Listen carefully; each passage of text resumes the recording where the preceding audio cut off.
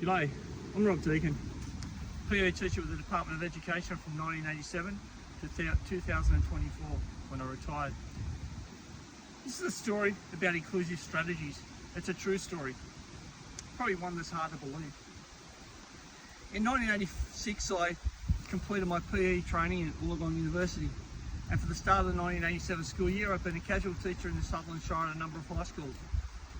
Then one day in July I came home to find a telegram from the Department of Education.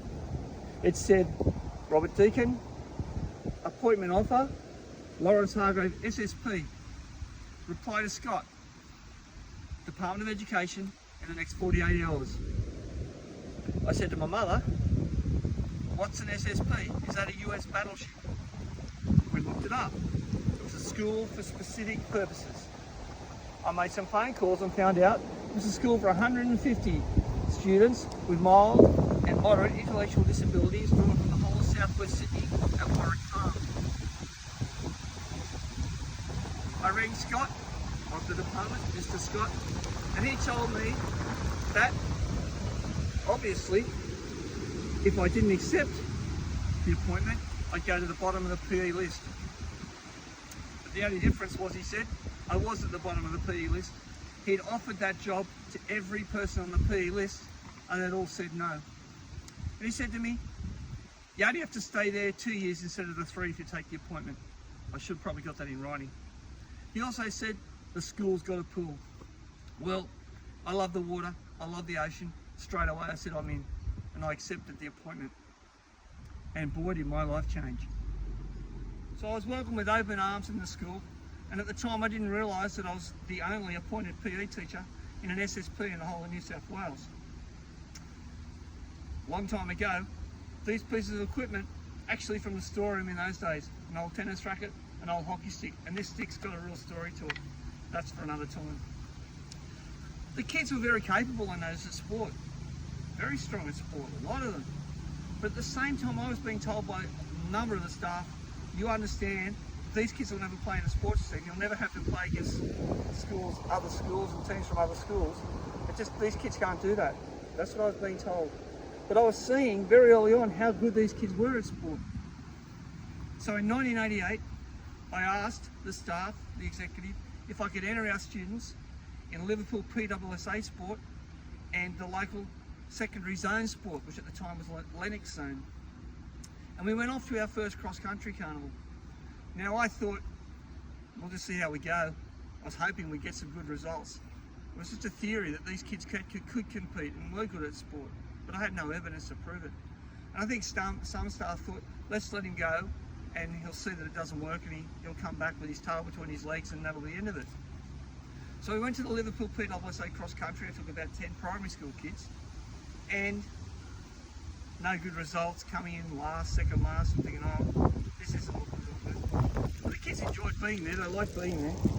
And then we went to the Lennox Zone cross-country carnival. Again, last, second last, third last. It's not looking too good. Then the last race of the day, a 17-year-old boy from my school finished in the top 10 and qualified for the regional cross-country carnival representing Lennox Zone. It had actually happened. I went back to school and said, we've got to keep going to regional. Now, I don't know if that ever happened before in an SSP, but it happened that day. And it was the start of a flood that I wasn't ever to expect.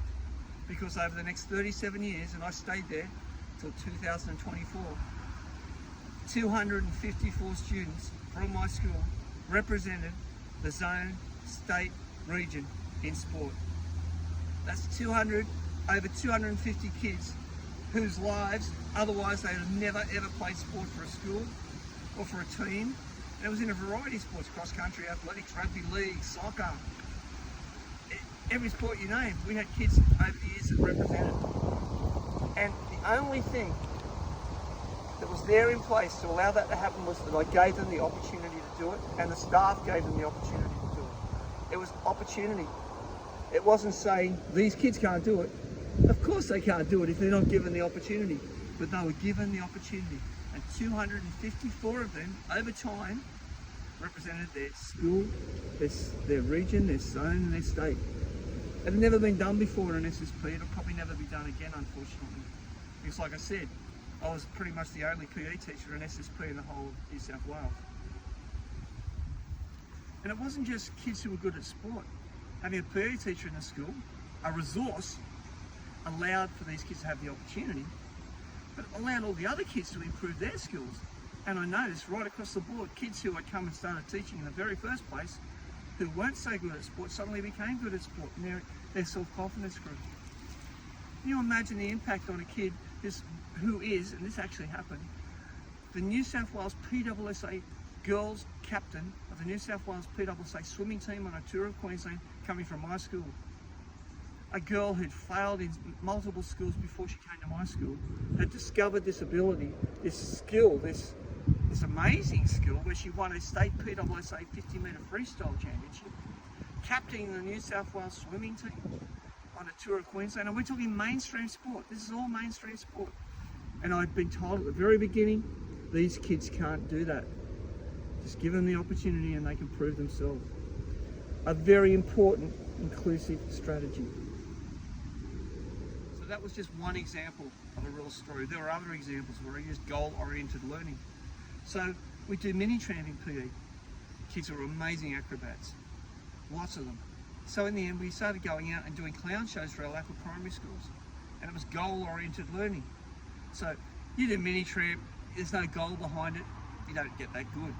But if you do mini tramp and you know you can be in a clown show that does acrobatics for local primary school students, you really want to improve, and it's goal-oriented learning.